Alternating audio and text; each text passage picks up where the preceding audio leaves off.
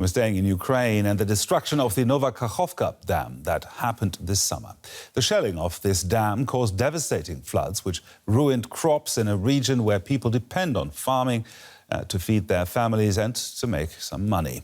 The reservoir itself was the region's sole water supply, and with that gone, people are now fearful for their futures. DW's correspondent Max Zander reports.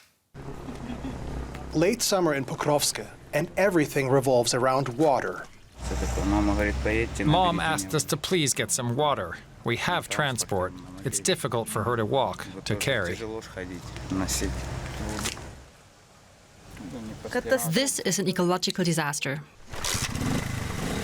The water supply in this town is dry. What's provided in these barrels is wet, but it's not safe to drink. The town provides some drinking water, but it's simply not enough for everyone. People like Irina Boroshnova have to organize that themselves. She takes us to her house. Irina is a mathematics and physics teacher, but like most villagers here, her family lives off the land. The lack of water, even for irrigation, has become an existential threat.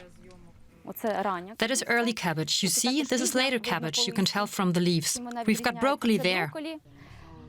They used to water their crops from the Kakhovka reservoir, but since the dam was destroyed, that's no longer an option. They spent money on drilling equipment to dig a well. They could only afford to go 36 meters deep. They can use the water for the fields and around the house, but it's not good to drink. When I was brushing my teeth in the morning, the water was like baking soda. It feels like I'm rinsing my mouth with baking powder solution. Villagers like Irina here in Pokrovsk feel they're being left behind, while in nearby Nikopol, city dwellers may have water, but have different worries. From here on what used to be the bank of the reservoir, you can see Russian-held territory. Zaporizhzhia nuclear power station is just 10 kilometers away. They occupied that city on April 3rd, 2022. They entered with their troops, and it became clear that they would terrorize us from over there. He tells us the city can use what water is left in the reservoir, but the Russians are trying to stop them. Every so often, the Russians hit their target. The shelling continues today, and it's worse wherever there's a pumping station. They shell more in order to deprive us of water. Leaving the people of Nikopol without water until service is restored. The regional administration is working on a permanent solution. They're laying a pipe to connect Nikopol to the Zaporizhzhia city water system. They hope to be done before winter.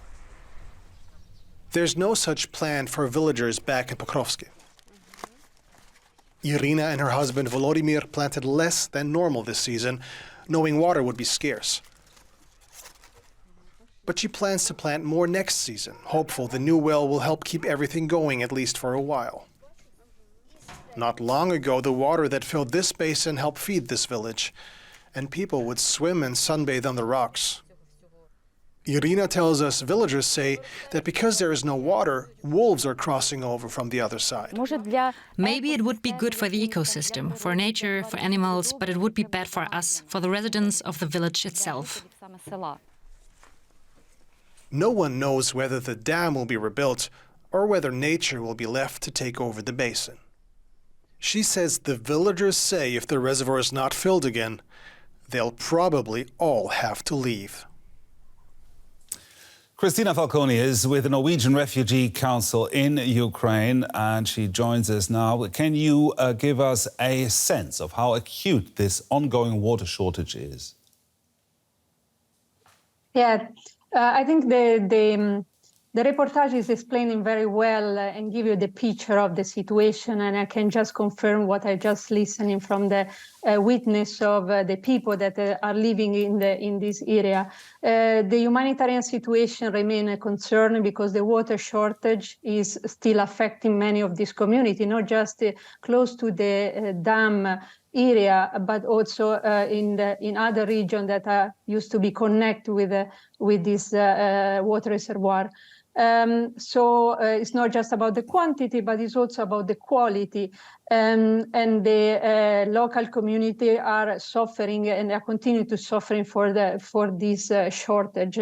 The immediate response was very strong with the water distribution.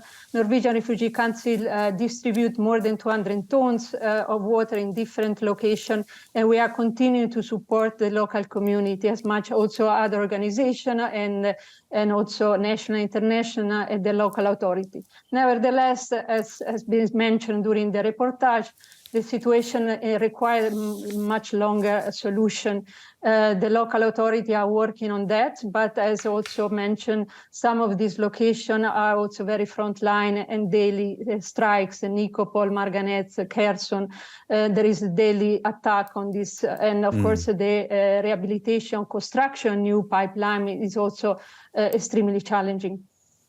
How concerned are you about the situation of these communities with winter coming in? Yeah, that is an additional concern. Of course, the general humanitarian situation in the country it remains very, let's say, precarious because the war is not end and there are daily attacks in different locations. Frontline, the community are still living there, especially with the elderly who refuse to leave their home, and they have also low mobility. So therefore, the humanitarian needs are great. With this incoming winter, this will be a second winter during the war. We can expect that these needs will amplify simply because, unfortunately, from the last year's experience, water, energy, infrastructure has been targeted several times in different locations of the country. So therefore, also in area that has been extremely impacted from this water shortage, we fear that this additional risk and may hamper even more the needs and the impact on the people, and therefore also risk to push the people to move out of their property and flee from there. So therefore, we are working as an international community, member of the international community with the local partners to prepare the response to support these winter needs and to guarantee as much we can more supply, alternative supply, or a winter solution for keep them warm again during this next round of months.